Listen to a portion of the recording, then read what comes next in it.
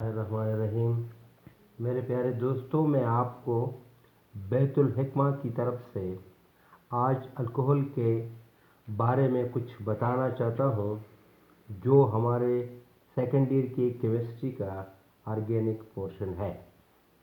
मेरे प्यारे बच्चों, अल्कोहल के बारे में आप लोगों ने सुना हुआ होगा कि अल्कोहल क्या है। अगर हम अल्कोहल की डिफिनीशन पे जाते हैं तो अल्कोहल एक ऑर्गेनिक कंपाउंड है और इसका जर्नल फार्मूला है ROH। इसमें जो R है ये R अल्काइल ग्रुप है, इसको हम अल्काइल ग्रुप कहते हैं। और ये जो OH है इसको हम कहते हैं फंक्शनल ग्रुप कहते हैं। तो आप लोगों को पता होना चाहिए कि ऑर्गेनिक कंपाउंड दो हिस्सों पे मुश्तमिल है, एक अल्काइल ग्रुप पोर्शन है और दूसरा फंक्शनल ग्रुप है। अल्काइल ग्रुप हमें सिर्फ ये बताता है कि ये जो ऑर्गेनिक कंपाउंड है इसका चेन कितना लंबा होगा या ये किस किस्म का अल्काइल ग्रुप है। लेकिन फंक्शनल ग्रुप ऑर्गेनिक कंपाउंड का एक ऐसा हिस्सा है या ऐसा पार्ट है कि ये हमें यह बताता है कि ये किस किस्म का ऑर्गेनिक कंपाउंड है। तो फंक्शनल ग्रुप बहुत ज़्यादा अहम है, बहुत ज़्यादा अहम रोल प्ले करता है ऑर्गेनिक कंपाउंड में। तो इस ऑर्गेनिक कंपाउंड में, जिसको हम अल्कोहल कहते हैं, इसमें फंक्शनल ग्रुप OH है। तो वो ऑर्गेनिक कंपाउंड जिसमें फंक्शनल ग्रुप OH हो उसको हम अल्कोहल कहते हैं। अगर ये एलिफेटिक हाइड्रोकार्बन को अटैच हो, अल्काइल ग्रुप को अटैच हो।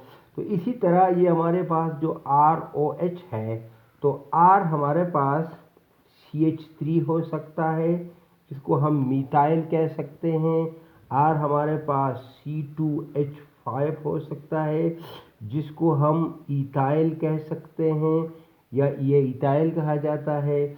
इसी तरह C3 है और H7 है, तो इसको हम प्रोपाइल कहते हैं। और इसी तरह हम इसको आगे लेके जा सकते हैं। तो अल्कोहल वो ऑर्गेनिक कंपाउंड है जिसमें OH यानी फंक्शनल ग्रुप डायरेक्टली अटैच हो अल्काइल ग्रुप को। और अल्काइल ग्रुप जो होगा वो एलिफेटिक ग्रुप वाला अल्काइल होगा। तो इस किस्म के ऑर्गेनिक कंपाउंड को हम अल्कोहल कहते हैं। अल्कोहल का जो जनरल फार्मूला है वो है H2N और OH है।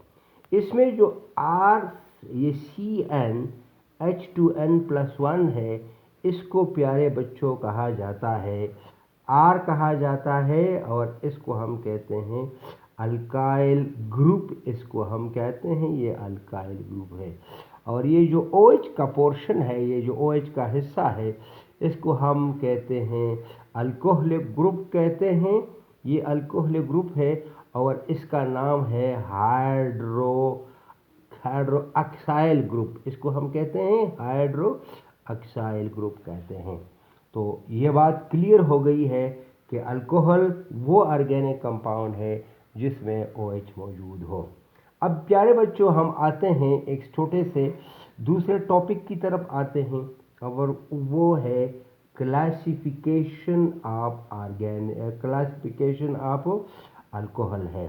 तो मेरे प्यारे बच्चों, क्लासिफिकेशन ऑफ अल्कोहल को हम दो तरीक़ों से करेंगे। जो पहला वाला क्लासिफिकेशन है वो होगा on the basis of number of OH present in the पर मालिक्यूल के एक मालिक्यूल में कितने OH मौजूद है। तो ये नंबर 1 क्लासिफिकेशन होगा। और जो दूसरी किस्म की क्लासिफिकेशन है वो है कि नेचर